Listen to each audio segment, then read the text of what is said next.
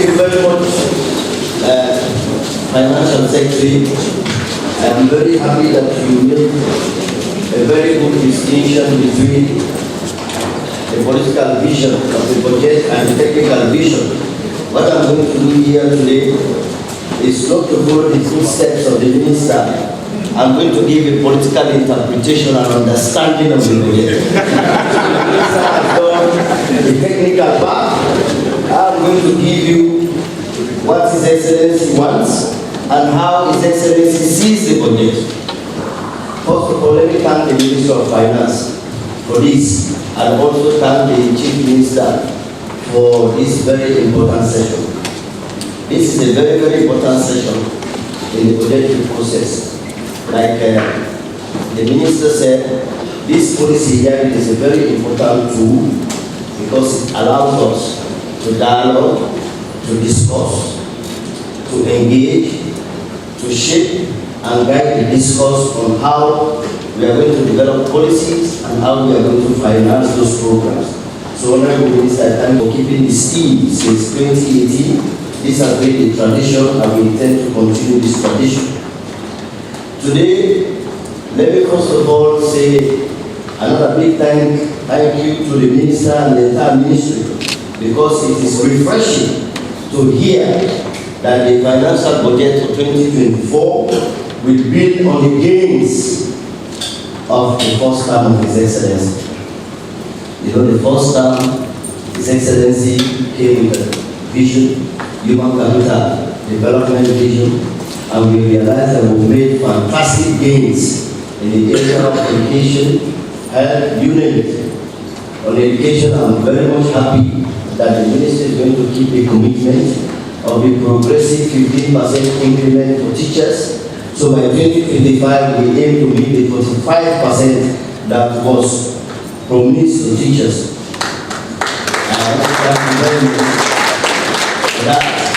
Of course, we don't need to reiterate the gains we have made in that sector, but it has been very, very phenomenal, and we stand out today as a global champion, and His Excellency is no doubt to continue to occupy international fora, you know, to talk about education and how we can shape the development of smaller countries like Sierra Leone. We also learned that this year, about 137,900 kids pass the WASC and they are qualified to go to university. What does that mean? It means we have to also position higher and technical education to be able to tap into the beneficiaries of free quality education. For you to take additional 137,900 kids into those institutions will require three things. One, investment in infrastructure for additional classrooms, investment in additional lecturers, and then investment in providing enabling learning and teaching environment for those kids, including research. So, Honorable Minister, I would also want to draw your attention to that. But this is something we discussed in the last cabinet meeting. And like the Chief Minister said in that cabinet meeting, we look forward to a cabinet paper that is grounded on how we can shape sustainable financing for higher and technical education if we want to maintain the balance between the gains we made in basic education and the future of education in this country. On the health, Honorable Minister, since 2018, we know when we came in, we progressively increased the health budgetary allocation from 5%. We moved up to 11.37%. But in 2023, it was brought down to 10.2%. So I would really encourage that we get back to at least 11% for health. And also to strengthen project execution in the respective ministries. We have to look at critical sectors, really should not be delayed. That is education, health, and agriculture, because they are time bound. Because in the health sector, you have 24/7 services. So if you delay a quarter allocation, it is definitely going to impact on health delivery, particularly given the kind of emergencies we deal with in the health sector. I'm very happy that you made a commitment to keep that. But if we can move from 10.2% to 11.37%, You know, we still have this, the Abuja Declaration commitment. That is 15% of every sub-Saharan African country that should dedicate 15% of GDP to health.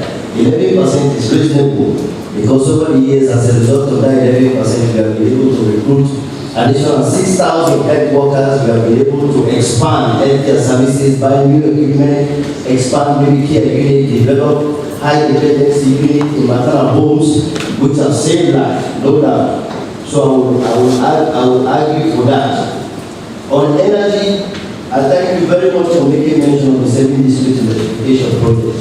You know, that is a commitment of, because we all know how energy can transform those local economies, and also additional investment in the off-grid power solution that have helped most of these small communities to be able to develop small-scale economies that have allowed businesses to grow. So I'm very much happy that you made a commitment to that. Of course, you just spoke about job creation. I will come to that under the Big Five. And agriculture, the policy shift. Even before the Big Five, we had a policy shift in the Ministry of Agriculture. And in 2022, we were able to register 22% of domestic food production. I'm happy that the Big Five is there, but we're going to talk about that in detail. Of course, I also want to thank you for the investment you made over the years in the governance sector, particularly for elections. We were able to finance our own elections. I want to thank the ministry for that, and your continuous support to the justice sector. The justice sector is very, very critical, particularly if we want to promote investment in this country.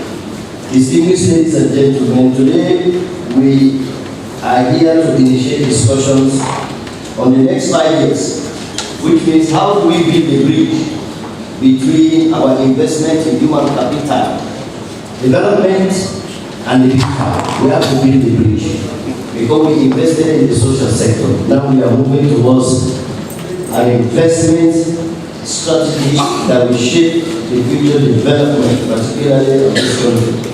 The flagship program for the next 5 years is Feed Salon. And the reason being, His Excellency yesterday in his statement clearly articulated the importance of that flagship program. One is food security, that no country can claim to be independent if they cannot feed themselves. So, of course, we know over the years we have been food dependent from outside. We spent about $200 million to import rice to this country, about $40 million to import onions, maybe over $160 million for flour alone. So investing in agriculture will help us to reduce dependency from outside, and then at the end of the day, we are able to do import substitution, like the Minister of Agriculture said yesterday. That will allow us to save money. Equally, the vision behind it is job creation. There is no better sector in this country and in small-scale economies that has promise for job creation other than agriculture. But normally when we tell people that agriculture is the future for job creation, they think we want to turn everybody to farmers. Not necessarily. Because in agriculture, you have agriculture, you have processing, you have transformation, you have logistics, you have digitalization. So it's a value chain from planting to processing to transport to market. So all of this value chain has enormous potential for job creation. That is why we are moving on it. And then also it's for cheap labor. And one of the reasons I was given a couple of years ago when I attended the social science conference in Europe is that while most investment companies, big companies, go all the way from America and Europe to Asia, it's relatively because food is very cheap. When you have cheap food, labor is going to be cheap. Because when you pay people, even if the salary scale is very small, they will be able to feed themselves and their families. So cheap food has a direct impact on cheap labor, and cheap labor has got direct impact on investment and economic growth. So I think Feed Salon is also seen in that light. But more importantly, it's going to stimulate growth. So that is a flagship program. I'm very happy that you made mention of that. That is a flagship program of His Excellency. And what do we want to see? Like you said, in the next 5 years, we want to see progressive increase in the budgetary allocation to the agricultural sector, up to 10%. We also want to make that sector to attract financing options, which means we are not only going to depend on government. Government is going to support the enablers. But we create a situation where there will be massive private sector investment in that. I'm very happy. Honorable Minister, you made mention about that. You also made mention about the guarantee scheme that will enable private people to lend money, but also to focus on sectoral financing. In this country, every lending in the banks is 20%. We have to get a regulation to allow people who invest in agriculture to pay less interest, so that at least 10%. So if you lend to go and import, it's different from when you lend to invest in agriculture. These are regulations that I think the government will be ready to support. Equally, the second point, human capital development, I don't need to go over that. We already made a commitment that we will build on the base. Please keep it, don't forget 11% for the health sector. Job creation. Job creation, you know, His Excellency in his manifesto clearly said that 500,000 jobs in the next 5 years. And already the government is working towards an national job creation strategy, because we want to build a bridge between, like I said, between the investment, the human capital development, and the economic growth of this country. In 2021, in this country, there were 241,000 estimated live births. In 2023, it is 304,725. So there has been 26% increment in the last 1 year, 26%. 2021 is about 241,000. 2023, the estimated live birth, 304,725. What does that mean?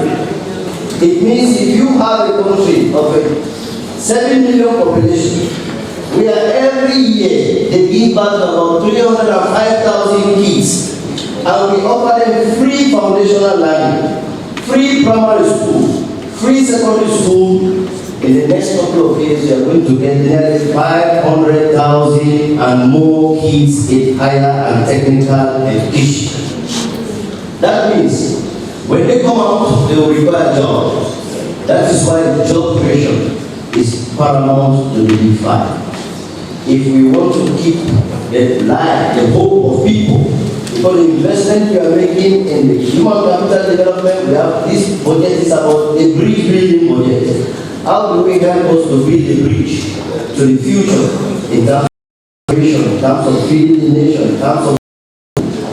So that is just to give you the statistics that if you take that target as 26% increment, you can imagine in 2025, we don't know the statistics yet for 2023. So every year we give you that statistics in public, so that you know that these are the numbers of Sierra Leoneans we are adding to the population dynamics, and we need to position ourselves to cater for them. So we are going to invest in skills training, but more importantly, like I said, to support the enablers. This explains why the national job creation strategy is capital, it is important, and in November, His Excellency will be launching that strategy that is going to give us shape how this government is going to support job creation in the next couple of years. Revamping the public service. Already the idea is to position the public sector to deliver on government policies and programs, which means to modernize it. And it is a way of making the public sector a little bit active, a little bit prone to technology use, to to be able to modernize it, to be able to deliver on government programs. That is the idea. And more importantly is to make the public sector competitive and attractive. That is why the wages and commission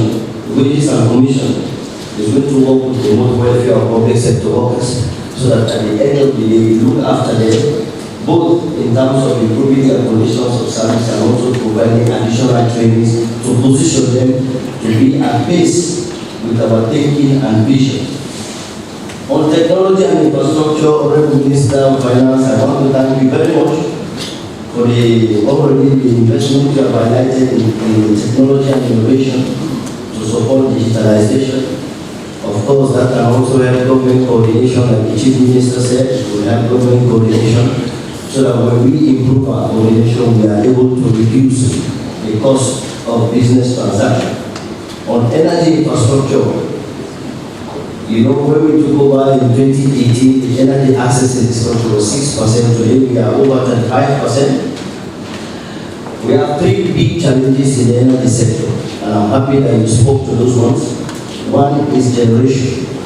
Although we have increased generation, it will interest you to know that in this country the demand for electricity has doubled. For example, if you take the western area alone, what we call suppressed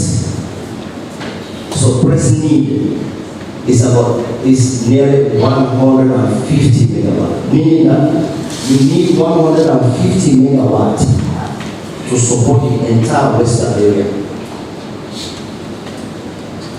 Today, the big need of the western area in terms of electricity is over 85%.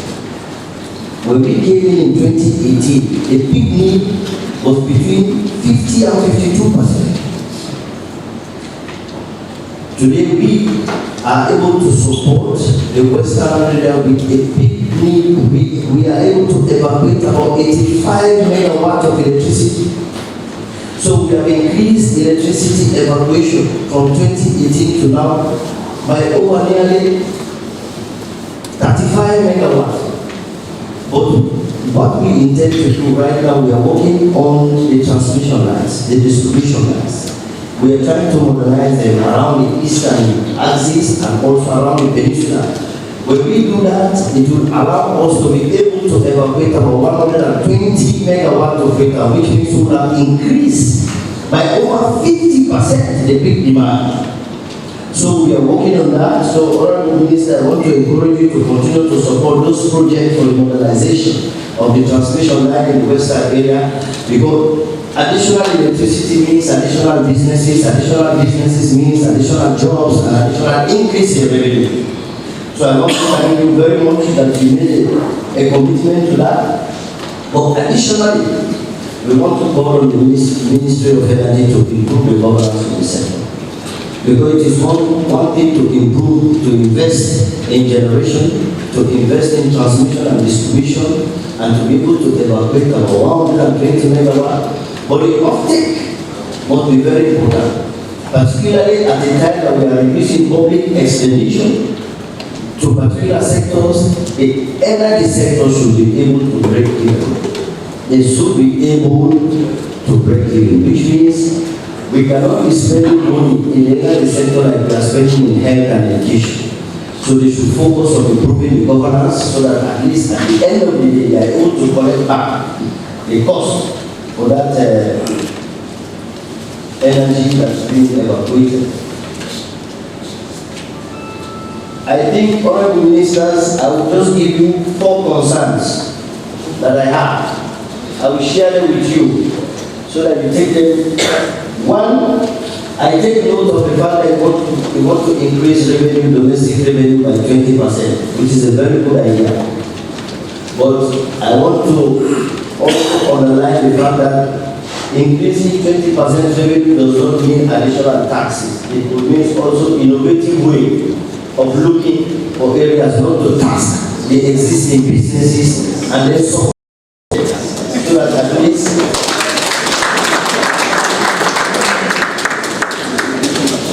is to review the tax regime, so that at least at the end of the day Increasing revenue means also increasing government efficiency in the expenditure.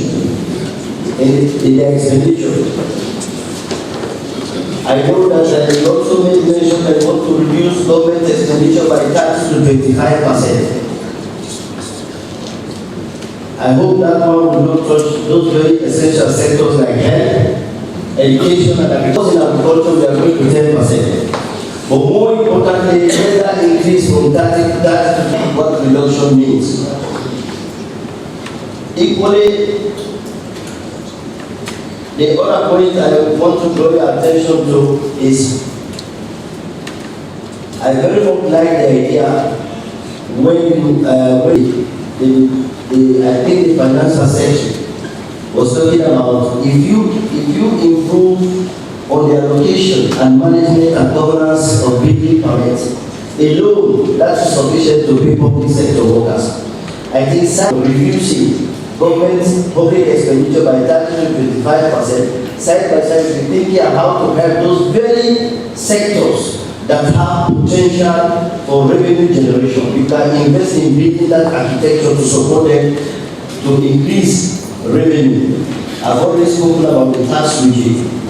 Also, is to support private sector growth. Support private sector growth. They are critical to driving the economy. I think there's a need now for a big round table, especially when you made mention that you are going to increase, that you are going to tax rice, GST on rice. It will be good to have a round table with all these investors, private sector, and see how government can help them so that the business environment can be competitive for them, while at the same time they can make. So I want to draw your attention to just two things.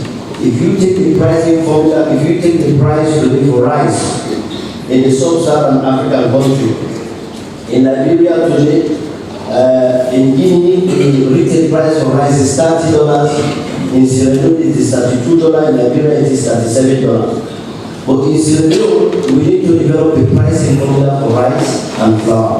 Because if you don't have a pricing formula, if you increase any tax, in those items they will be transferred automatically to the consumer. So those businessmen will not care whether. So when you have a pricing formula, then you are able to distribute the 1%. You can tell the businessman that okay, you are able to assert the profit margin of the business. So when you assert the profit margin, it gives you an opportunity to renegotiate. You can say, for example, government can take 20% of the 1%. The people in Wataki can sacrifice 20% of the 1%, and then the businessman can take 40% or 60%. But if you don't develop a pricing formula and you just put an umbrella 1% on those commodities, the rest assured that the poor people in the market will pay for that 1%. And we don't want to see that. You know, so the idea is to have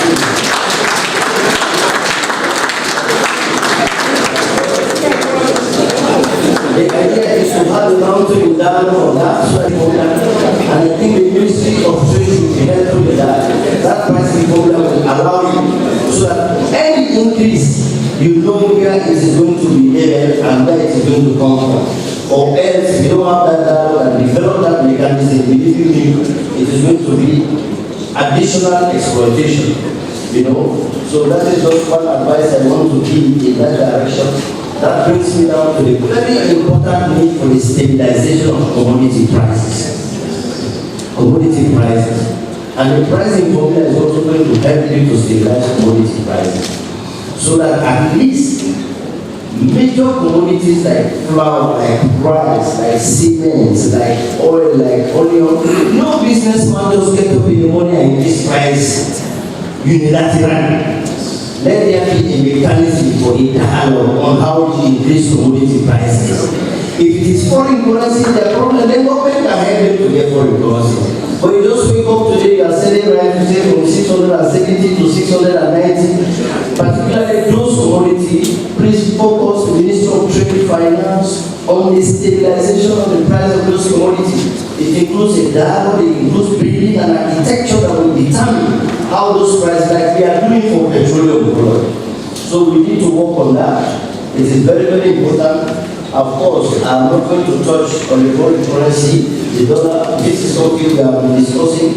I want to thank you for the measures we are putting in place, because all this is very linked to the price of those commodities. More importantly, I want to end up. You see, like you said, Budge, you can only give what you have. If you don't have money, how can you give money?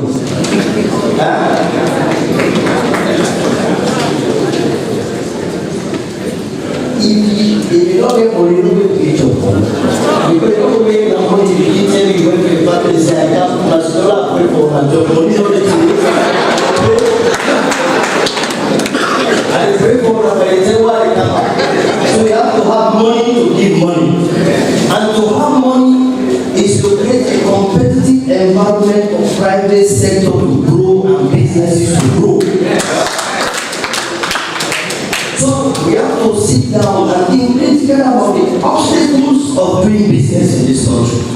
We have been talking, but that is still a problem. The box is still a problem.